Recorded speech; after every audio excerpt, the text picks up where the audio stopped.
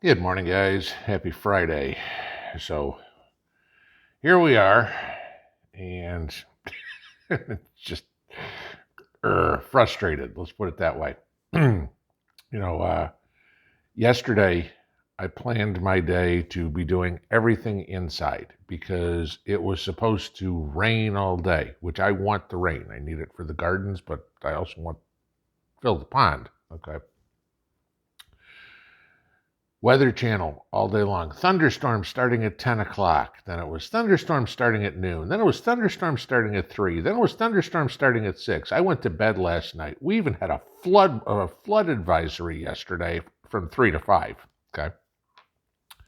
When I went to bed last night, we had exactly 0 drops of rain that we got all day. We're supposed to have thunderstorms all day and a flood advisory, and we got nothing. Okay. It's the second time in a week we've supposed to have thunderstorms all day long, according to the Weather Channel, and got nothing.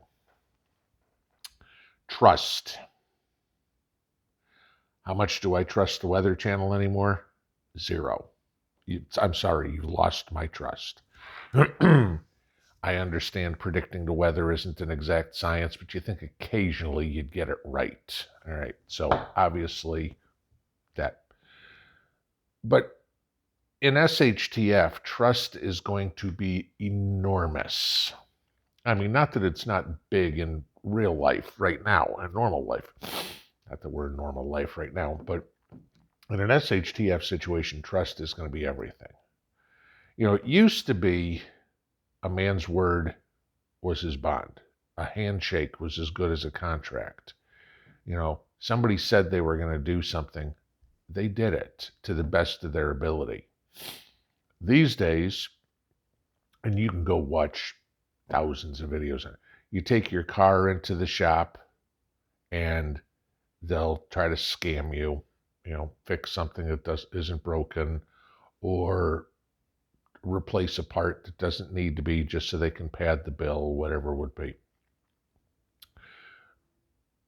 What have we seen here? I don't know, in the past month, at least a dozen different food recalls. So I'm supposed to trust the USDA, who's supposed to inspect food, and they keep letting this stuff through and then go, oh, by the way, we need to recall it. Okay, you're supposed to do it before it gets to the shelf. Don't even get me started on trusting a politician. Okay, do I trust any of the bankers? Do I trust any of business owners at this point? No. We've been conditioned, the entire country, if not the entire world, that the only thing that matters is the dollar. Do whatever you can to get it. Okay, if it means lie, if it means cheat, if it means steal. You look at China. Okay, let's let's sell them the biggest piece of crap that'll break in 91 days so we can get their money.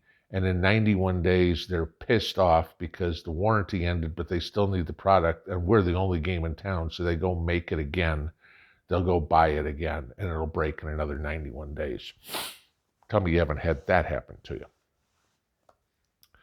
So we get into trust.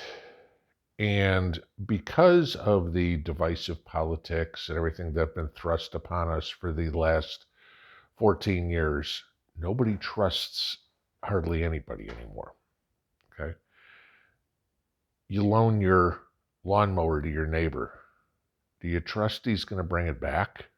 Do you trust he's going to bring it back clean? Do you trust he's going to bring it back not broken with the tank of gas in it, whatever it would be, as a thank you? Maybe you don't even loan the neighbor the lawnmower. I've got neighbors I can trust. Some I wouldn't. I wouldn't spit on if they were on fire. But I've got some good neighbors too. Even within family, there's people that you can't trust. Right? Okay? Plenty of people in my family that I know that I wouldn't give 2 nickels for, Don't trust them. They're only out for themselves, and I mean, that's it. Screw everybody else. How are you going to cope in an SHTF situation? You have the time now don't know how much time, but it's getting lesser every day, to build that trust with other people. I'm not even talking about building a mag, okay, and that kind of organization. I'm talking about finding people that you can trust, which shouldn't be that difficult, but is proving to be a lot more difficult than you think. You know, will they help, or will they just show up at your front door going, "You have food, I want some." Okay? And I'm supposed to care why? All right. This is the thing. What are you going to do about people that you don't trust? You may have to let them into your community in an SHTF. Almost certainly you're going to have to, because there's going to be the risk-reward situation. The reward is you have another body that can work around or whatever, can pull security or do whatever. The risk is they turn on you. They steal the food, they shoot everybody in the mag, whatever it is. That's the issue. I mean, how are you going to handle a situation where you've got, let's say, a mag of 10 people, and 6 of them you trust implicitly, but 4 of them not so much, but out of necessity you need those 4 other people? How do you pull guard duty? Do you have one person who you trust working with one person that you don't trust, just in case, so one can keep an eye on the other? Think about how that is going to affect your mental state in an SHTF. When you're looking out of the corner of your eye at everything, you're worried about somebody stabbing you in the back from wherever. This is why community is so crucial, because even the people that you might trust now, I mean, and there's different level trust. I mean, there's implicit trust, and there's, okay, I'll trust you to, sit down and have a beer with you that you won't kill me. But there's going to come a time when you're going to step back and go, is it worth it to have this person around? I mean, you think of tough decisions, and I've said many times, so many preppers think, oh, I'm prepped, I've got my food, I've got my generators, I've got all my fire starting equipment, everything like that, and I'm going to sit on the front porch and watch the world burn down around me, and I'm going to just be comfortable. Okay, anybody that still believes that's higher than a kite. But, the idea is so that you aren't roadkill out in the street. That's what you're trying to avoid. But what are you going to do about the trust issue? Because honestly, that's going to be the biggest issue.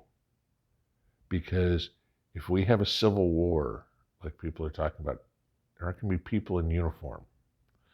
If we have UN troops come in, I guarantee you they're not all going to be running around with blue helmets on, okay? They're going to try to blend in, infiltrate, and take you down from the inside. That's how it works in guerrilla warfare. It's not going to be the Revolutionary War in 2 lines standing against each other, ready, aim, fire, and that's it, okay? It's going to be a whole hell of a lot more like what you see going on in Iraq, Afghanistan, Vietnam, that sort of thing. That's the kind of civil war you're going to be fighting. You could say Ukraine, but we're not going to be shelling each other. I don't have access to artillery, and I don't think a whole lot of other people do either. Okay? But who do you trust?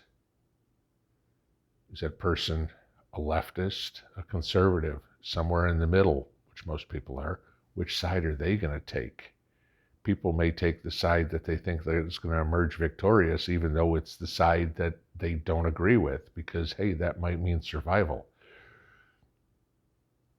It's going to be very interesting, but it's something that you really need to think about. Who do you trust? Pinball out.